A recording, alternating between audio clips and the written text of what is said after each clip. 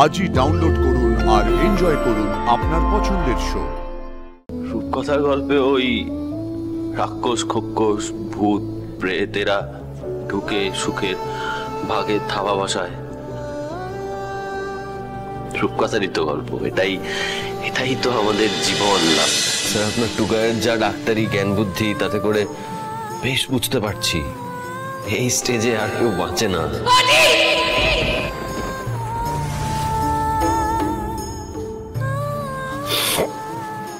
মা, ছোটবেলায় তুমি একটা কবিতা বলতে মনে আছে? ভালো মন্দ যাহাই আসুক সত্যরে লহ সহজে। হ্যাঁ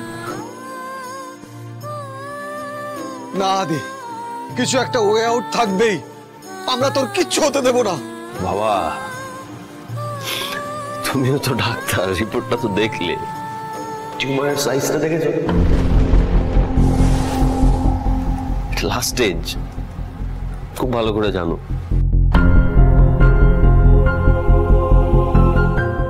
কি স্যার, ঠিক বললাম তো? হ্যাঁ, বুঝান না বাবাকে।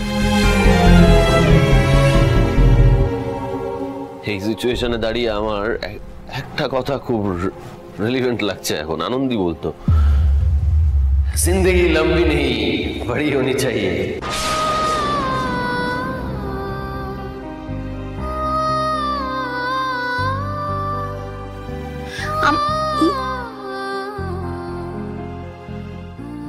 এটা আবার কি হলো?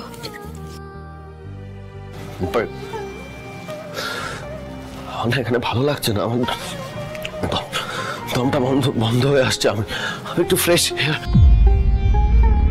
আদি, আদি, আদি,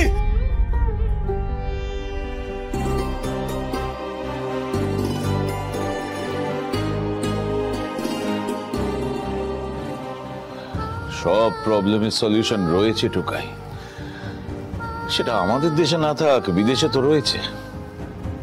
আরে বাবা, এরকম কেস স্টাডিজ তো আমি অনেক দেখেছি। স্টকহোমের ডক্টরের সঙ্গে একবার কথা বলি।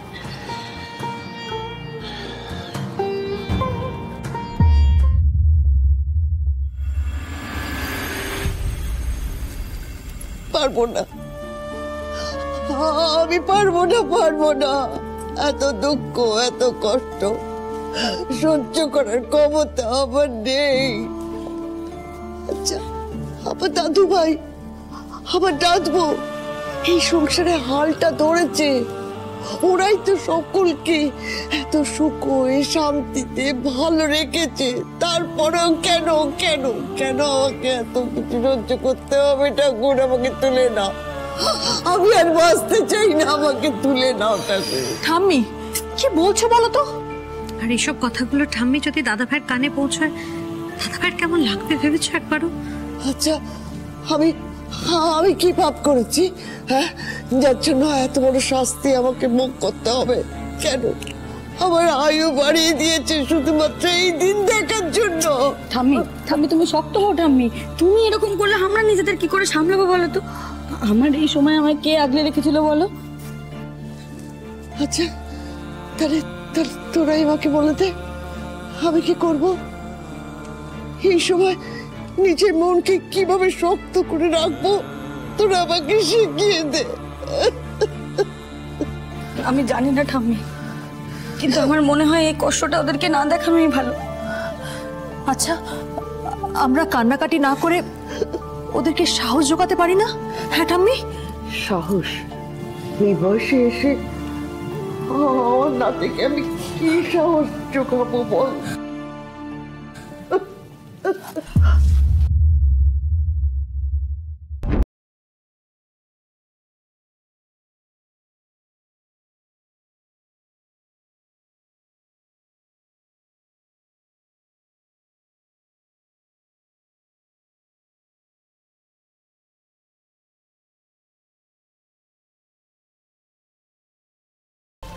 হ্যাঁ,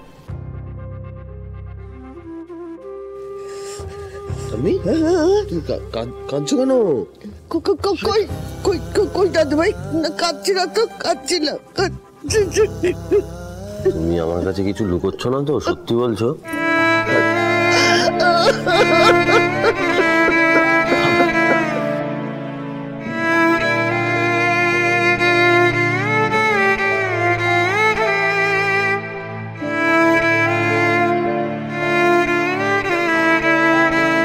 ঠাম্মি এরকম কেন করছো তুমি?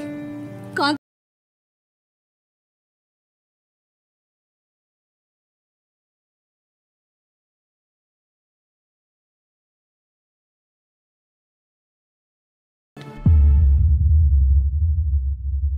আরে কি আশ্চর্য, আমি যেদিকেই তাকাচ্ছি সেদিকেই দেখছি চারিদিকে মেঘের ঘনঘটা। এরকম করলে কি করে হবে? আনন্দি, তুমি কেন এরকম করছো বলো তো? তোমার আরে কোথায় গেল তোমার মিষ্টি কথার পাচন?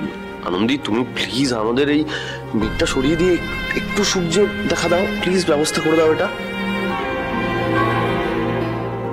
আনন্দি, কি কাণ্ড দেখো, আজ মনে হচ্ছে ম্যাজিশিয়ানের খুব একটা মুড নেই ম্যাজিক দেখাবার।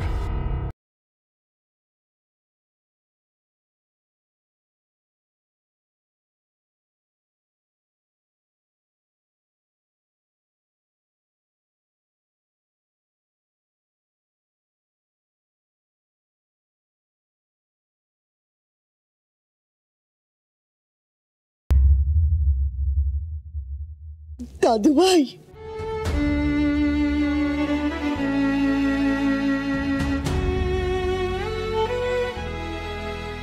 ঠাম্মি, তুমি কেন মন খারাপ করছো? আমার যখন মন খারাপ হতো তখন আমার যে মন ভালো করতো, এখন সে মন ভার করলে কি করে চলবে বলো তো? হ্যাঁ, আমার যখন মন খারাপ হতো তখন ওই তোমার ক্ষীরের পুতুল, পান্তা বুড়ি, তারপর ঠাকুমার ঝুলি কে উপর করে দিত বলো তো? কে দিত? তুমি তো। কিন্তু এখন তো তোর আর মন খারাপ হয় না দাদা। শুধু তুই কেন রে, এই বাড়িতে কারোরই আর মন খারাপ হয় না। এই বাড়িটা এখন রূপকথার গল্পের মতো মন ভালো করার বাড়ি হয়ে গেছে রে।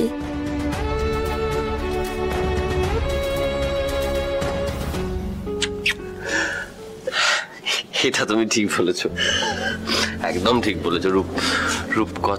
রূপকথার বাড়ি।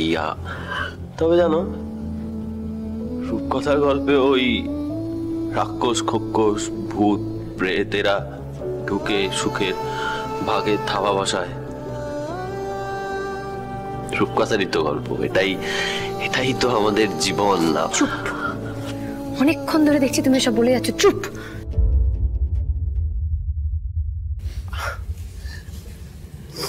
আজি, ও আজি, তুই আমার সাথে আয়। আয় আমার সাথে, চল। কোথায় যাবো? তুই চল না আমার সাথে, চল। বলো কোথায়? চল, একটু বিশ্রাম নিবি, চল এখন, তুই চল। চল। মা শোন, তুমি আমাকে এখন প্লিজ বিশ্রাম নিতে বলো না, আমার হাতে সময় কম।